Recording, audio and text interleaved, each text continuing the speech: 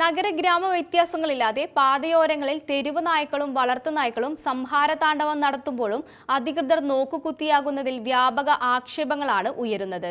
തെരുവ് നായ്ക്കളുടെയും വളർത്തുനായ്ക്കളുടെയും ആക്രമണത്തിൽ ഗുരുതര പരിക്ക് സംഭവിച്ച നൂറുകണക്കിന് സംഭവങ്ങളാണ് ജില്ലയുടെ വിവിധ ഭാഗങ്ങളിൽ കഴിഞ്ഞ വർഷത്തിൽ റിപ്പോർട്ട് ചെയ്തിട്ടുള്ളത്. ഗ്രാമ, ബ്ലോക്ക്, ജില്ലാ പഞ്ചായത്തുകൾ, റവന്യൂ, മൃഗസംരക്ഷണം തുടങ്ങിയ വകുപ്പുകളിലാണ് പ്രശ്നപരിഹാരത്തിന്റെ പ്രധാന ചുമതലകൾ ഉള്ളത്. നിർഭാഗ്യവശാൽ ബന്ധപ്പെട്ട അധികൃതർ ഇത്തരം ഉത്തരവാദിത്തങ്ങളിൽ നിന്നും ഓടി ഒളിക്കുന്ന അവസ്ഥയാണ് ഇടുക്കി ജില്ലയിലെ വിവിധ പ്രദേശങ്ങളിൽ ഏറെ നാളായി കണ്ടുവരുന്നത്.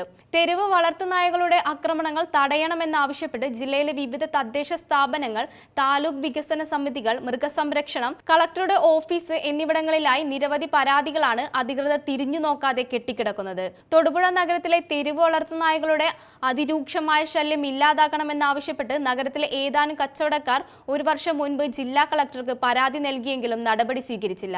കോടാതിക്കുന്ന്, മാങ്ങാട് കവല ബസ് സ്റ്റാൻഡ്, ടൗൺ ഹാൾ പ്രദേശം, നഗരസഭാ മൈതാനം, പഴയ ബസ് സ്റ്റാൻഡ് മൈതാനം, ലോറി സ്റ്റാൻഡ്, നഗരത്തിലെ വിവിധ പ്രദേശങ്ങളിൽ ബസ് സ്റ്റോപ്പുകൾ, പുഴയോരം ബൈപ്പാസ്, മിനി സിവിൽ സ്റ്റേഷൻ പരിസരം, ജില്ലാ ആശുപത്രി പരിസരം തുടങ്ങിയ പ്രദേശങ്ങളിൽ തെരുവ് നായ്ക്കളുടെ ശല്യം അതിരൂക്ഷമാണ്. ആളുകൾക്ക് നേരെ ഉച്ചത്തിൽ കുറച്ച് പാഞ്ഞടുക്കുന്നതും പതിവ് കാഴ്ചയാണ്. തെരുവ് നായ്ക്കളെ പിടികൂടുന്നതിന് മൃഗസംരക്ഷണ വകുപ്പിന്റെ നേതൃത്വത്തിൽ ജില്ലയിലെ എല്ലാ തദ്ദേശ സ്ഥാപനങ്ങളിലും 2 ആളുകളെ നിയമിച്ച് അവർക്ക് പരിശീലനങ്ങളും നൽകിയതാണ്. എന്നാൽ ചില തദ്ദേശ സ്ഥാപനങ്ങളുടെ താൽപര്യക്കുറവിൽ ഇവരുടെ സേവനം കൃത്യമായി ലഭിക്കാത്ത അവസ്ഥയാണ്. ഇതേ തുടർന്ന് ജനങ്ങളുടെ ജീവന് ഭീഷണിയാകുന്ന വിധത്തിൽ തെരുവിലൂടെ നായ്ക്കൾ തലങ്ങും വിലങ്ങും പായുന്ന അവസ്ഥയാണ്.